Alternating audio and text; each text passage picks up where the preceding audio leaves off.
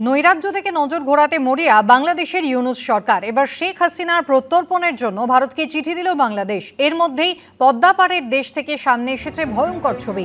অশীতিপর মুক্তিযোদ্ধাকে জুতোর মালা পরিয়ে ঘোরানো হলো কুমিল্লার গ্রামে। কি করে করা হয়েছে অত্যাচার, চোখের জলে তার পুরোটা জানিয়েছেন মুক্তিযোদ্ধা আব্দুল হাই খান।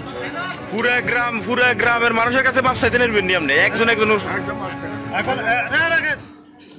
আমার বাড়িতে আবার হামলা করা শুরু হল। সেটা রাত্রে আনুমানিক প্রায় 1টা হইতে 1:30টার দিকে। তখন যারা করছে তাদের আওয়াজ আমি বুঝছি, তারা আমি গেল এটা। এরপরে 2 তারিখ ফতোটা বাজার মিছিল হয়। মিছিলের শেষে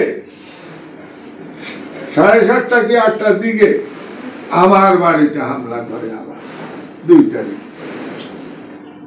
কারা করে আমি আপনাদেরকে সেটা এখন ধারাবাহিকভাবে আমি যখন মূল জায়গায় আসবো তখন আমি বলতেছি। আমি সারা বাংলাদেশের মুক্তিযোদ্ধাদেরকে সেলিউট করি। আমার এত জুতার মালা দেনে গলায়, মুক্তিযুদ্ধের আদর্শের জুতার মালা দিছে।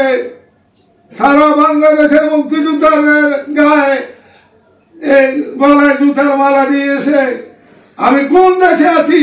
আমি যে দেশের জন্য 1 সাগর রাষ্ট্র রক্ত গেছে সেই বাংলাদেশে আছি, না পাকিস্তানে সে বর্বর বাহিনী পাকিস্তানে আছি?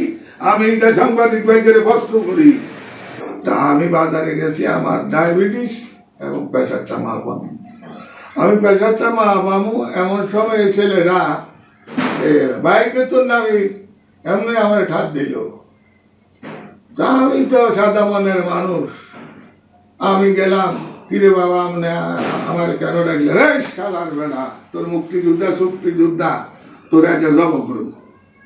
আমি করে বাবা তোমার তুই কেন কিরম করতেছ? 9 বছর তো আমি বাড়ি করে নাই, 9 বছর তো আমি বাড়ি করে নাই। মিয়া বলে যে তারে পানিতে আগে শুকাইল।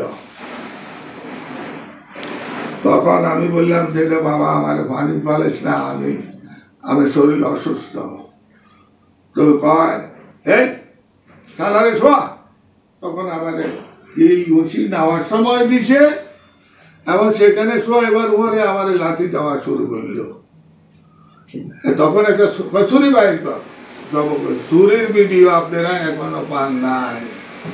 সেই ছুরিটা কিন্তু এটা ছুরি বলা যাবে না, এগুলো গরু জব করে কষাইরা যে ধারার অস্ত্র, সেটা একটা এই আপনার ব্যাগের থেকে বাইর করলো।